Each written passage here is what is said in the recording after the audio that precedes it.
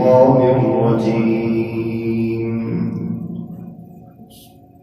بسم الله الرحمن الرحيم.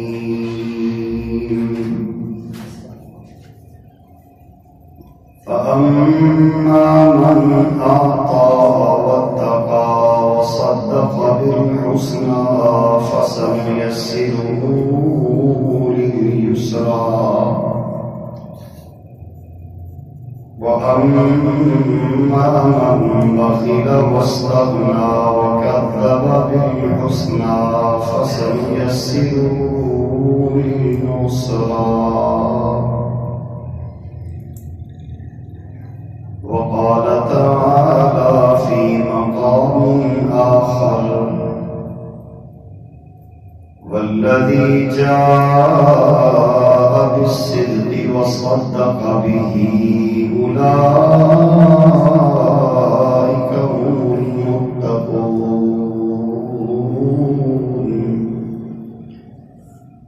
وقال تعالى: وسيجنبها الأتقى الذي يؤتي ماله يتزكى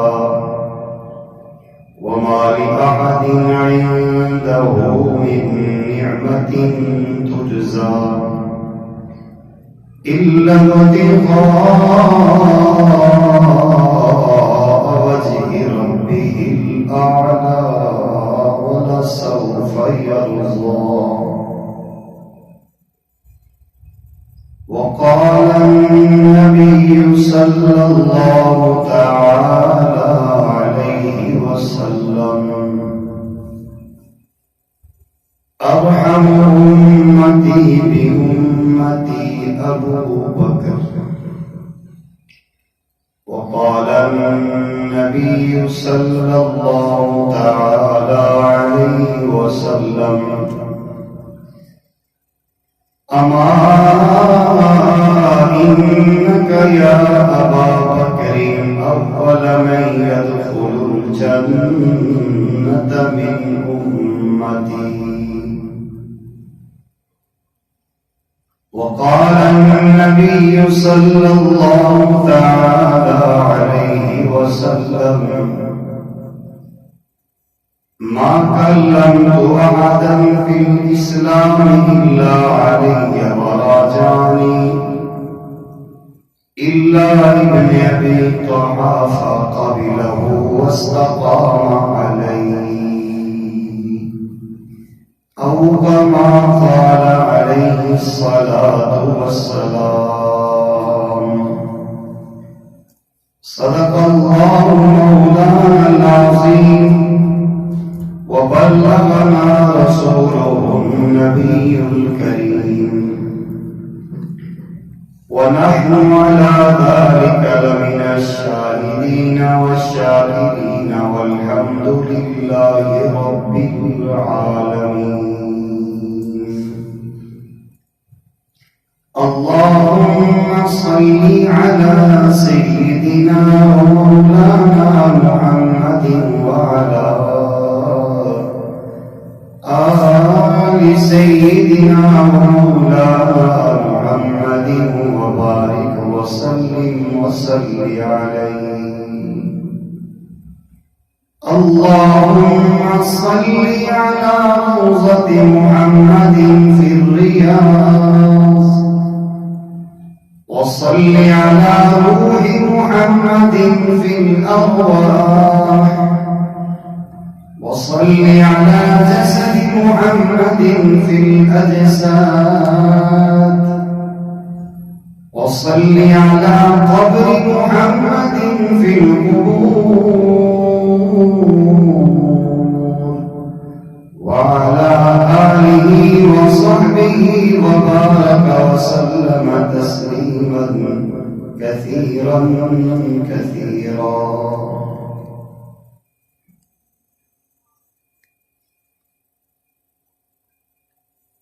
इश्क की बाजी वो लड़े जो सर की बाजी लड़ सके, इश्क की बाजी वो लड़े जो सर की बाजी लड़ सके। تن کے کپڑے بیچ کے محبوب خدا کو راضی کر سکے۔ انتہائی واجب احترام تکریم بزرگوں، نوجوان دوستوں، عزیز بچوں، میری پردہ نشین اسلامی بہنوں، اسلامی مہینوں کے اعتبار سے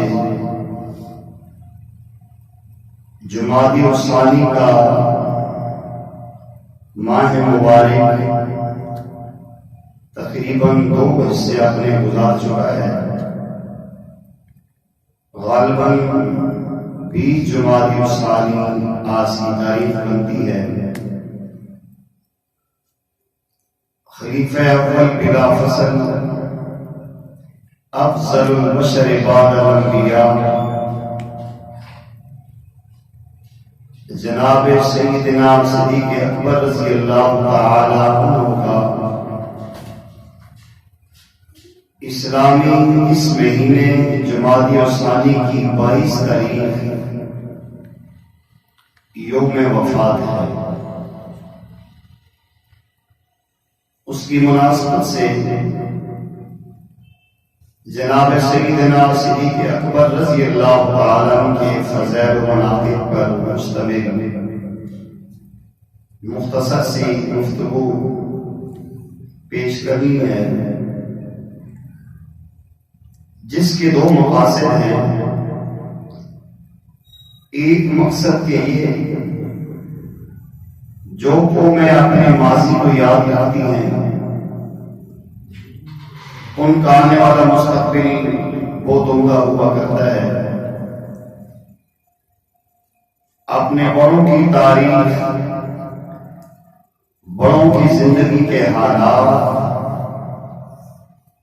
ان کا طرز عمل پیچھے آنے والوں کے لیے مشعل راہ ہوا کرتا ہے۔ تو اس امت محمدیہ علیہ الصلوۃ والتسلیمات میں امام الانبیاء صلی اللہ تعالی علیہ وسلم کے بعد سب سے بڑا مقام جناب سیدنا ابوبکر صدیق رضی اللہ تعالی عنہ کا ہے۔ انہیں یہ اتنا بڑا مرتبہ مقام کیسے ملا ہے؟ ایک تو اس کا تذکرہ کرنا ہے، دوسرا پیارے آقا کریم صلی اللہ علیہ وسلم کی نظر میں، اللہ جل جلالہ کی نظر میں ابوبکر صدیق رضی اللہ تعالی عنہ کا کیا مقام ہے، وہ واضح کر کے ہم نے ان کی طرز زندگی کو اپنانے کی کوشش کرنی ہے۔ سامعین گرامی قدر، جناب ابوبکر رضی اللہ تعالی عنہ کا نام حضرت عبداللہ ہے، اور آپ کی جو کنیت ہے وہ ابو بکر ہے، اور آپ رضی اللہ تعالیٰ عنہ کو دربار رسالت سے 2 بڑے بڑے اعزازی لقب ملے ہیں۔ ایک آپ کا لقب عتیق ہے اور دوسرا آپ کا لقب صدیق ہے۔ صدیق کا معنی سچا، عتیق کا معنی جہنم سے بری، آزاد کیا ہوا۔ آپ کے والد گرامی کا نام عثمان ہے اور ان کی کنیت ابو قحافہ ہے، اور آپ کی والدہ محترمہ کا نام حضرت سلمہ ہے اور ان کی کنیت ابو الخیر ہے۔ 8ویں پشت میں جناب ابوبکر رضی اللہ تعالی عنہ کا شجرہ نسب ہے، ہمارے آقا کریم صلی اللہ علیہ وسلم کے شجرہ نسب کے ساتھ جا کے مل جاتا ہے۔ جناب سیدنا صدیق اکبر رضی اللہ تعالی عنہ کو جہاں بہت بڑے بڑے اعزاز ملے ہیں، آپ کو شرف، بزرگی اور مقام ملا ہے، ان میں سب سے بڑی بات یہ ہے کہ آپ نے اپنا بچپنا فخر کائنات تاجدار کائنات رحمت کائنات صلی اللہ علیہ وسلم کے ساتھ گزارا ہے۔ عمر مبارک میں پیارے آقا کریم علیہ السلام سے 2 سال آپ چھوٹے ہیں۔ عام طور پہ ہم اپنے بچوں میں دیکھتے ہیں یا کسی بھی نوجوان کے بارے میں ہم بات کرتے ہیں، یار نوجوان بڑا عمدہ، بہت کردار میں صاف ستھرا ہے، کیوں جی؟ اس کی سوسائٹی اچھے لوگوں کے ساتھ ہے۔ تو اس 1400 سال گزرنے کے بعد بھی اگر ایک نوجوان یا ایک بچہ اچھے لوگوں میں بیٹھتا ہے، اس میں اچھائی آتی ہے اور وہ بہترین خوبصورت باکردار انسان بن جاتا ہے۔ تو اندازہ لگائیے کہ جس کا بچپنا، جس کے زندگی کے تقریباً 38 سال امام الانبیاء صلی اللہ علیہ وسلم کی رفاقت اور رقابت میں گزرے ہوں، اس پہ رنگ کیوں نہیں چڑھا ہوگا؟ جناب ابوبکر صدیق رضی اللہ تعالیٰ عنہ ان چند لوگوں میں سے ہیں جنہوں نے اسلام لانے سے پہلے بھی کبھی بھی کسی بت کے سامنے سجدہ نہیں کیا۔ اسلام لانے سے پہلے کبھی بھی زندگی میں ایک قطرہ شراب کا آپ نے نہیں پیا، اور جس دور میں زنا کو عیب ہی نہیں سمجھا جاتا تھا، اس دور میں کبھی بھی کسی غیر عورت کے ساتھ آپ کا چند لمحے کا بھی کوئی ایک واقعہ کائنات کی تاریخ میں موجود نہیں ہے۔ ایسے اجلا صاف شفاف آپ اپنا کردار رکھتے ہیں۔ آپ کو اللہ تعالیٰ نے بہت ساری صفات دی تھی، ان میں سے ایک صرف جناب سیدنا صدیق اکبر رضی اللہ تعالیٰ کی یہ ہے کہ آپ علم و انصاف کے بڑے ماہر تھے۔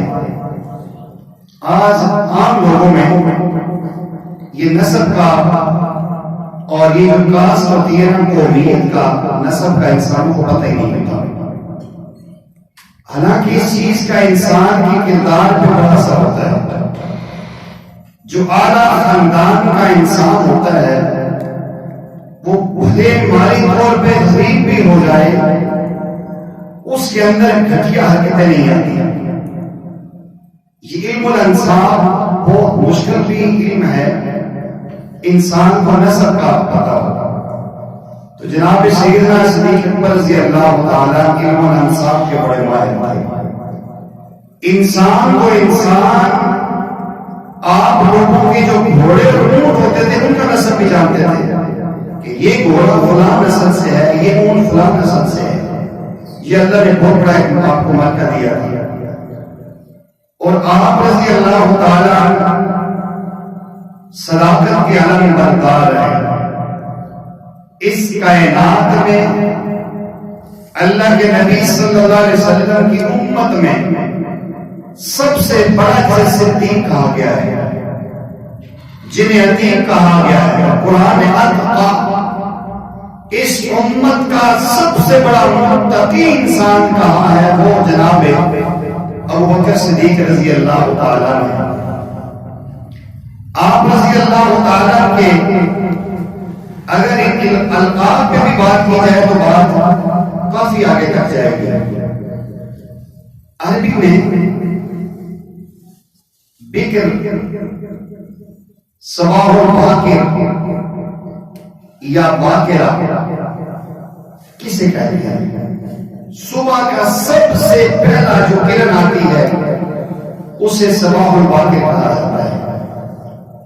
تو آپ ابو بکر ہیں، سبحان اللہ، یعنی اس امت کا سب سے پہلا وہ فرد جس نے اسلام میں پہل کی ہے، اور آپ اس کنیت کے اس میں بامسمہ تھے۔ آپ ان کی پوری زندگی کو پڑھ کے دیکھیں، پیارے آقا کریم صلی اللہ علیہ وسلم کے بعد ہر جگہ سب سے آگے ابو بکر۔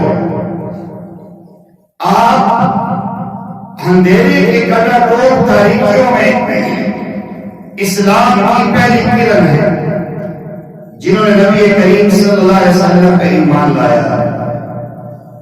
پیارے آقا کریم صلی اللہ علیہ وسلم کو جب اللہ نے نبوت سے سرفراز فرمایا تو سب سے پہلے 4 لوگوں نے اسٹیپ بائی اسٹیپ ایمان لایا. ایمان لانے میں سب سے پہلے خواتین میں ہم سب کی اہل ایمان کی ماں اما جان سیدہ خدیجہ کبریٰ رضی اللہ تعالی عنہا. جب آپ پر پہلی وحی آئی تھی تو جناب سیدہ خدیجہ کبریٰ رضی اللہ تعالی عنہا آپ کو ورقہ بن نوفل کے پاس لے کر گئی تھی جو بڑی آسمانی کتابوں کے عالم تھے. سیدہ خدیجہ کے خالو یا پھوپھا لگتے تھے. انہوں نے وہ حالات باپ کے دیکھ کے کہہ دیا تھا اے میرے نوجوان عزیز مجھے محسوس یوں ہوتا ہے کہ یہ آپ کے پاس آنے والا جو فرشتہ ہے یہ وہی ہے جو موسیٰ اور عیسیٰ علیہ السلام کے پاس نہیں لے کے آیا کرتا تھا. اور آپ نے وہاں جملہ فرمایا تھا کہ مجھے وہ منظر یاد آ رہا ہے اور نظر آ رہا ہے کاش میری اتنی عمر ہوتی کہ جب آپ کی قوم آپ کو اپنے شہر سے بدل کرے گی نکالے گی میں موجود ہوتا تو میں آپ کے ضرور ساتھ دیتا. تو پیارے آقا کریم صلی اللہ علیہ وسلم نے فرمایا کہ کیا ایسا بھی ہو سکتا ہے جو قوم آج مجھے اپنی پلکوں پہ اٹھا رہی ہے وہ مجھے اپنے علاقے سے نکالے گی؟ فرمایا ہاں ایسا ہوگا. الحق الحق بات ہمیشہ قلبی ہوا کرتی ہے اور ہر ایک کا معدہ اسے قبول نہیں کرتا. بہرحال سیدہ خدیجہ کبریٰ رضی اللہ تعالیٰ عنہا نے عورتوں میں سب سے پہلے ایمان لایا اور یہ ہماری مسلمان بہنوں کو اعزاز ہے کہ اسلام میں پہل بھی عورت نے کی ہے اور اسلام کی تاریخ میں سب سے پہلی شہادت میں سیدہ سمیہ کی ہے. سبحان اللہ. اس لیے تو کہا کہ مرد بڑا فرد بڑا عورت بڑی کنبہ بڑا. ایک عورت اگر علم و عمل سے مزین ہوتی ہے اور پورے خاندان کو سنبھال کے رکھ دیتی ہے. اس لیے علماء نے فرمایا کہ ایک بندے کو اللہ نے ایک بیٹا اور بیٹی عنایت کی ہے مالی طور پر اس کے حالات کمزور ہیں ایک کو پڑھا سکتا ہے تو اپنی بیٹی کو پڑھائے تاکہ بیٹی کے پڑھنے سے بیٹے پر بھی اثر ہوگا. جمعے اور عیدین کے بیانات میں علماء کے پاس بیٹھ کے سیکھ لے گا لیکن عورت جو نہیں سیکھ سکتی. بہرحال عورتوں میں سب سے پہلے ایمان سیدہ خدیجہ کا ہے. بچوں میں سب سے پہلا ایمان جناب علی مرتضیٰ رضی اللہ تعالیٰ عنہ کا ہے. آپ چھوٹے بچے ہیں 10 سال 11 سال میں. غلاموں میں سب سے پہلے ایمان سیدنا زید بن حارثہ رضی اللہ تعالیٰ عنہ کا ہے. اور مردوں میں سب سے پہلا ایمان افضل البشر بعد الانبیاء جناب ابوبکر صدیق رضی اللہ تعالیٰ عنہ کا ہے. علماء نے اس میں بڑی تفصیلی بحث کی ہے کہ بیوی ہمیشہ مرد کی بات مانا کرتی ہے. بیوی ساتھ نہ دے انسان کیسے چل سکتا ہے؟ اس سے یہ مطلب نہیں ہے کہ اما خدیجہ کبریٰ رضی اللہ تعالیٰ کی ایمان میں یا کسی چیز میں ہم اللہ حیات وغیرہ کوئی کمزوری کر رہے ہیں. لیکن ایک عام جنگی بات ہے بیوی ساتھ دے تو انسان کامیاب ہوتا ہے. اور بزرگوں کا ایک مقولہ ہے کہ ہر کامیاب مرد کے پیچھے کامیاب عورت کا ہاتھ ہوتا ہے یا اس کی ماں کا یا اس کی بیوی کا. تو بیوی تو ایمان لاتی ہے لانا چاہیے. جو بچہ پرورش میں ہو وہ ایمان لائے گا لانا چاہیے. جو غلام ہو اس نے آقا کی بات نہیں ماننی تو کس کی ماننی؟ ان 3 شخصیات کا ایمان بہت بڑا ہے بہت بڑا مقام ہے. حضرت خدیجہ کا سیدنا علی مرتضیٰ کا سیدنا زید کا. لیکن کمال ہے ابو بکر کا جو کسی کا غلام بھی نہیں کسی کا ملازم بھی نہیں کسی کی پرورش میں بھی نہیں. عقل و خرد میں ہوش حواس میں سمجھداری کے انداز میں امام الانبیاء صلی اللہ علیہ وسلم پہ ایمان لائے. پیارے آقا کریم صلی اللہ علیہ وسلم کا فرمان ہے ما کلمت لأحد فی الاسلام. اسلام کے حوالے سے جس سے بھی میں نے بات کی ہے علیہ وراجعانی اس نے مجھ سے ٹائم مانگا مجھ سے بحث کی ہے مجھ سے سوالات کیے. اپنے دل کی تشفی کے لیے کبھی باپ کا کہ میں اپنے ابو سے پوچھ کے آتا ہوں، کسی نے کہا فلاں سے پوچھتا ہوں، آپ فرماتے ہیں الا ابن ابی قحافہ، ہاں صرف ایک ابن قحافہ ہے، قبلہ واستقام علیہ، اس نے قبول کیا اور پھر اس پہ استقامت اختیار کیا۔ جناب سیدنا صدیق اکبر رضی اللہ تعالی عنہ مکہ کے بہت بڑے ہول سیل ڈیلر ہیں، 4 بڑی بڑی کپڑے کی آپ کی دکانیں۔ جب امام الانبیاء صلی اللہ علیہ وسلم نے نبوت کا اعلان کیا، آپ موجود نہیں تھے، آپ شام کے تجارتی قافلے میں گئے ہوئے تھے، آپ واپس آئے، مکہ کے بازار میں پہنچے، آپ نے کپڑے کے تھان کھولے، عام لوگ تو تاجر آئے ہوئے ہیں، کپڑے کی بات چل رہی ہے، کپڑا کاٹ کے دیا جا رہا ہے، گاہک متوجہ ہیں، مالک بیچ رہا ہے۔ حکیم ابن حزام رضی اللہ تعالی عنہ جو سیدہ حضرت رضی اللہ تعالیٰ کے بھانجے ہیں وہ قریب آتے ہیں، قرآن کا رکھان میں کہتے ہیں وہ میرے خالو ہے محمد صلی اللہ علیہ وسلم، آپ نہیں تھے، انہوں نے صفا کی پہاڑی پہ اعلان کیا اور وہ یہ کہتے ہیں کہ مجھے اللہ نے اس امت کا آخری پیغمبر بنا کے بھیجا ہے۔ یہ جملہ سنا، دکان کلوز نے کی، وہی چھوڑی اور سیدھے بھاگے امام الانبیاء کی گاڑی طرف، کاشانہ نبوت میں پہنچے، دستک دی، اجازت چاہیے، امام الانبیاء فخر کائنات پر تشریف لائے، عرض کیا کہ میں نے یہ سنا ہے کہ آپ نے یہ اعلان کیا ہے، کیا یہ سچ ہے؟ فرمایا ہاں بالکل یہ سچ ہے، اللہ نے مجھے نبی بنا کر بھیجا ہے۔ آپ نے فرمایا اپنا ہاتھ مبارک پار کیا، آپ کا ہاتھ مبارک لیا، آپ کے ہاتھ کو جمعہ ہاتھ رکھ کر کلمہ پڑھ کے مسلمان ہو گئے۔ آپ سے نہ کوئی دلیل مانگی، نہ آپ سے کوئی اور ثبوت مانگا۔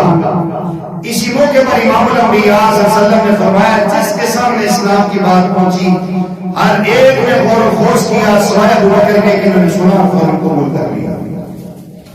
پھر اسلام میں آنے کے بعد امام الانبیاء صلی اللہ علیہ وسلم کے مشن کو آگے آپ نے چلایا۔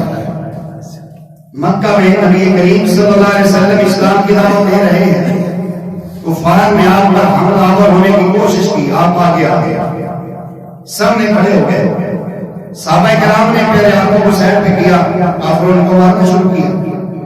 آپ نے فرمایا تقتلون رجلا یقول ربی اللہ، جو بندہ یہ کہتے میرا رب اللہ ہے اس کو مارتے۔ اس بنیاد پہ ابوبکر صدیق کو مارا گیا، آپ کا جسم لہو ہوا، آپ بے ہوش ہو گئے، آپ کا خاندان قبیلہ بنو تیم اٹھا کے آپ کو لے گئے اور سارے کوشش کر رہے ہیں کہ آپ کو ہوش آئے، آپ کے منہ میں دودھ جائے، شہد جائے، کچھ کمزوری نکاح ختم ہو، آپ کی والدہ، آپ کے ابو، خاندان سارا آپ کی جس چرپائی پہ جس جگہ آپ کو رکھا ہے اس کے سیروں میں کھڑے۔ کافی دیر کے بعد آپ کی آنکھ کھلی تو ماں نے پوچھا کہ بیٹا کیا حال ہے، ٹھیک تو ہو؟ آپ نے یہ نہیں کہا کہ امی جی میں ٹھیک ہوں، آپ نے فوراً ایک جملہ کہا میرے آقا کریم صلی اللہ علیہ وسلم کا کیا حال ہے، میرے آقا کی حالت ہے مجھے بتاؤ۔ خاندان کے بعد لوگوں نے کہا کہ ان کی وجہ سے انہیں مارا گیا اور پھر انہیں کا نام لے رہا ہے، بعد لوگ اٹھ کے چلے گئے۔ ماں نے کہا بیٹا ہم پتہ کرتے ہیں، ہمیں کیا پتا کہ آپ کے آقا کہاں ہے۔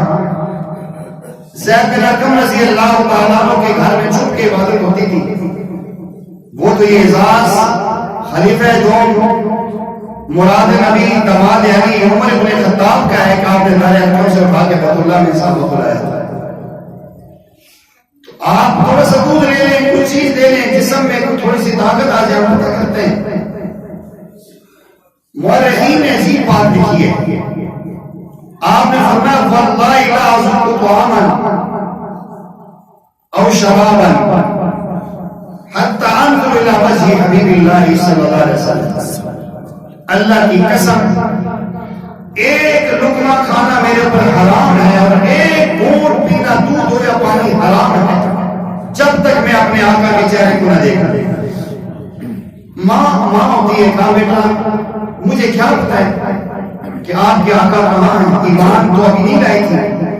آپ نے فرمایا کہ میرے گھر سے پچھلی گلی میں ام جمیل رضی اللہ عنہا رہتی ہیں، وہ نبی کریم صلی اللہ علیہ وسلم پر ایمان لائی ہیں، انہیں پتا ہوگا آپ ان کو بلا کے لائیں۔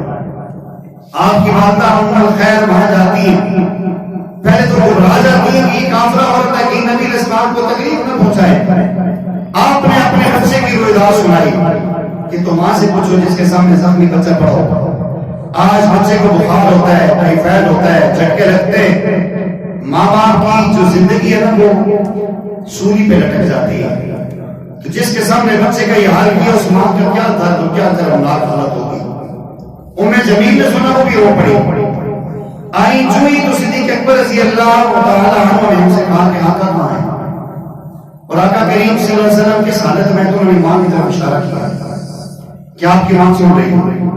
کہا کوئی بات نہیں، ان کی پرواہ نہ کریں، مجھے بتائیں کہاں ہے۔ انہوں نے کہا جی کہ ہم نے آپ کے بارے میں سنا ہے، میں دکھ ہوا، پیارے آقا پرامن ہے، پر سکون ہے، زید بن ارقم رضی اللہ تعالیٰ عنہ کے گھر میں۔ آپ نے فرمایا مجھے بھی لے جائیں، تو انہوں نے کہا بھی لے کر جائیں گے، سب کو پتہ چل جائے گا، لوگ پیچھے چلے جائیں گے، دشمن ہیں، تھوڑے سا اندھیرا آنے دو پھر لے کر جاتے ہیں۔ لکھا ہے کتابوں میں کہ جناب سیدنا صدیق اکبر اپنے پاؤں پہ کھڑے نہیں ہو سکتے تھے، اتنا مارا تھا۔ اپنا دایاں بازو اپنی والدہ کے کندھے پہ اور بایاں بازو میں جمیل رضی اللہ عنہ کے کندھے پہ۔ اس وقت اسلام میں پردے کا یا یہ محرمین کا حکم نازل نہیں ہوا تھا۔ اپنے پاؤں کے پنجوں کے ساتھ گھسٹتے ہوئے گئے، اور پیارے آقا کریم صلی اللہ علیہ وسلم نے جو ہی حالت دیکھی تو آپ بہت پریشان ہوئے۔ آپ کے مازا البصر کی آنکھوں میں آنسو آ گیا کہ بھوکر تجھے دشمن اتنا زیادہ مارا، اور آپ نے کہا یا رسول اللہ صلی اللہ علیہ وسلم آپ کو دیکھیں۔ آپ کے دیکھنے کے بعد کل مصیبت حلت، ساری مصیبتیں ختم، آپ ٹھیک ہے، میرے زخم ٹھیک ہو گیا۔ بس پیارے آقا نے آپ کو اپنے سینے سے لگایا اور آپ نے دعا دی اللہ میں اس سے راضی ہوں، آپ اس سے راضی ہو جائیں، اور اللہ ان کو جنت میں میرا قرب دے دیجیے۔ آج محمد خزرہ کے پہلو میں جو جناب سیدنا صدیق اکبر کلام فرما رہے ہیں، یہ پیارے آقا کی اس دعا کا ثمرہ ہے۔ اتنی بڑی تکلیف کے بعد امام الانبیاء صلی اللہ علیہ وسلم کو نہیں بھولے، یہ ہے عشق، یہ ہے محبت، یہ خلیفہ اول بلا فصل کی عزت و عظمت۔ آج تھوڑے سے حالات انسان کے خراب ہو جائیں تو شاگرد استاد کو بھول جاتے ہیں، اولاد اپنے والد کو بھول جاتی ہے، لوگوں کی نظریں پھر جاتی ہیں، میں اتنی سائنہ تو کون ہوں، اور جب پیسہ آ جائے تو سارے باہر کے لوگ بھی اپنے ساتھ ہو جاتے ہیں۔ تو یہ عشق اور محبت کا امتحان یہاں ہوتا ہے۔ بہرحال آپ اندازہ لگائیے کہ عشق اور محبت ہو کس انداز میں ہو، اپنی جان پہ پڑی ہے لیکن اپنے آقا صلی اللہ علیہ وسلم کی ترجیح آپ کے سامنے ہے۔ آپ رضی اللہ تعالیٰ فرماتے ہیں میری 3 خواہشیں، ہر انسان دل میں خواہشات اور آرزویں رکھتا ہے، اور یہ جملہ مشہور ہے کہ کبھی بھی کسی انسان کی خواہش دنیا میں پوری نہیں ہوئی، اس کی خواہشات کو قبر کی مٹی ہی بھرتی ہے۔ بس جناب ابوبکر کہتے ہیں میری پہلی خواہش یہ ہے انی انظر الی وجہ رسول اللہ، نگاہیں میری ہوں اور خیر پر میرے آقا کا ہو، میں دیکھتا رہوں، یہ میری چاہت ہے۔ دوسری کہتے ہیں ومالی انفقت علی رسول اللہ، دوسری خواہش میری یہ ہے کہ کمائی میری ہو اور خرچ کرنے والا ہاتھ میرے آقا کا ہو۔ تیسری و بنتی تحت رسول اللہ، بیٹی میری ہو اور بیوی آقا کی ہو۔ اور چشم فلک گواہ ہے کہ یہ تینوں خواہشیں اللہ نے پوری کی۔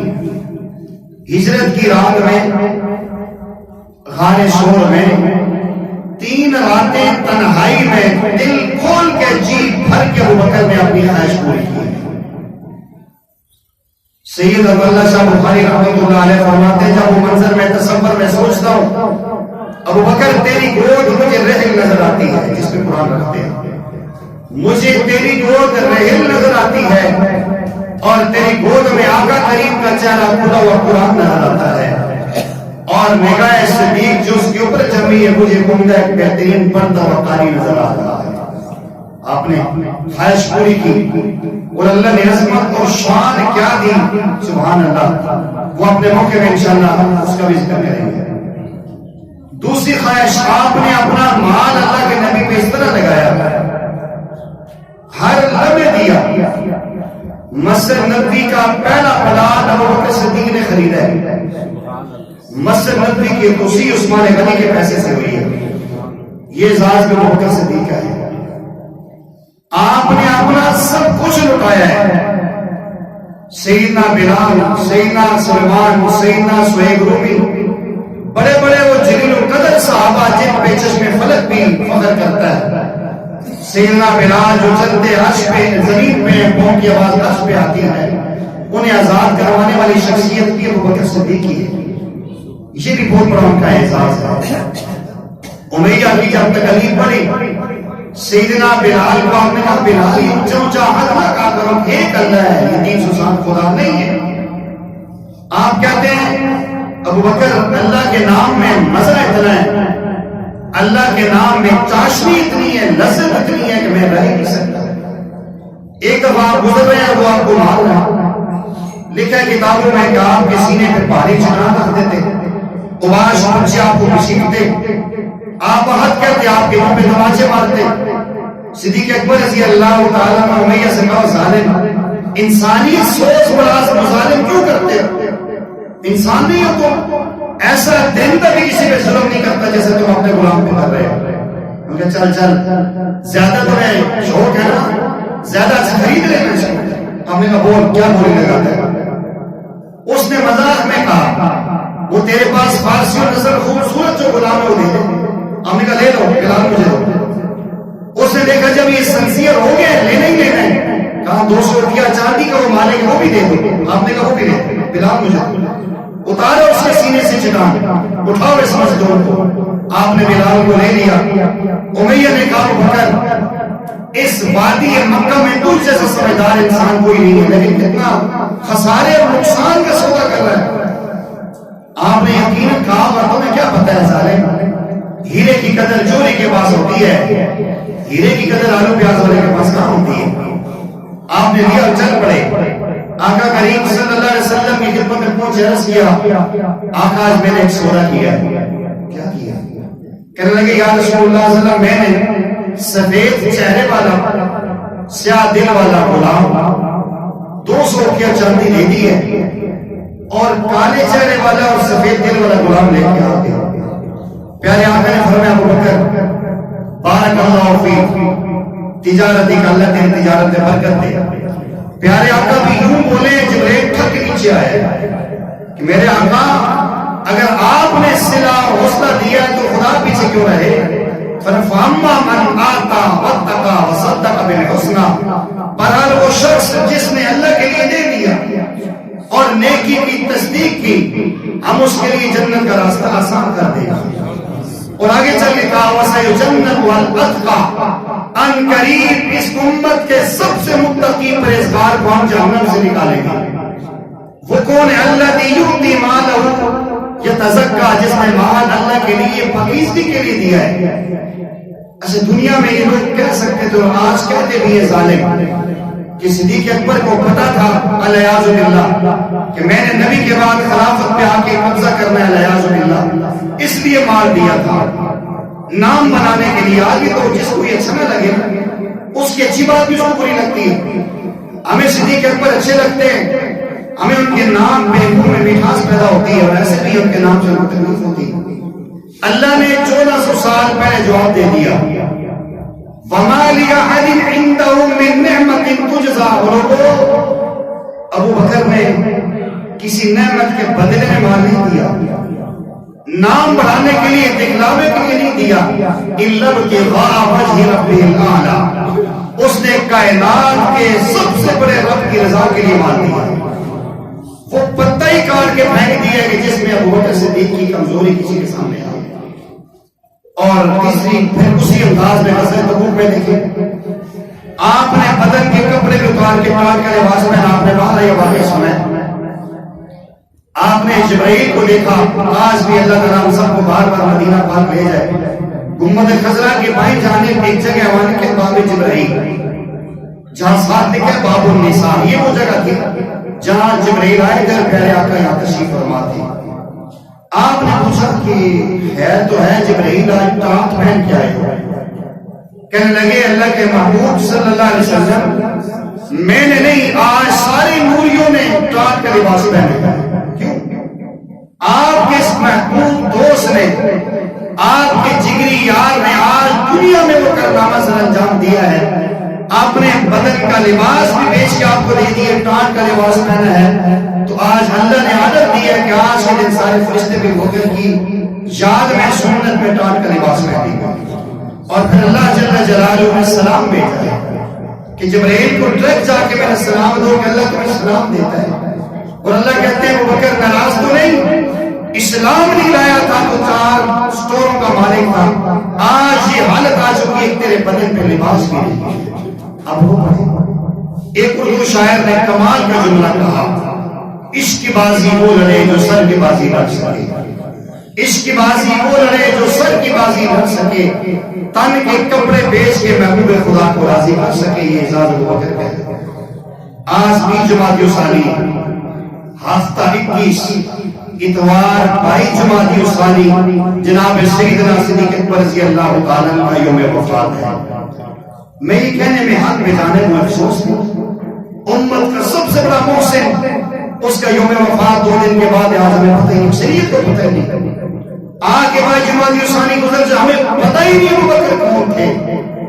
یہ لمحہ فکریہ ہے میری نوجوان بہنوں کے لیے، نوجوان بچوں کے لیے. اگر آپ صحابہ کرام کی ہسٹری آف اسلام نہیں پڑھیں گے تو یہ حالت ہوگی کہ ابو بکر کون تھا. سیدنا صدیق اکبر کی قربانیاں، قسمتیں، اندازہ لگائی. آخری بات اس میں ختم کرتا ہوں. سیدنا عمر نے کہا ابو بکر ساری زندگی کی ساری نیکیاں لے لے، وہ غالب سور کی کتاب ہے. سبحان، اس ایک رات میں اتنی عظمت ہے کہ عمر قربان ہو رہا ہے. اللہ ہمیں ابو بکر صدیق کی محبت عطا کرے اور ان کے نقش قدم پر چلنے کی توفیق عطا فرمائے اور ہمیں ان کی سیرت کا مطالعہ کرنے کی توفیق عطا فرمائے.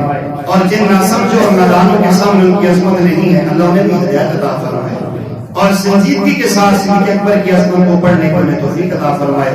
باقی اندر جمعہ میں ہوا خدا وانا الحمدللہ رب العالمین.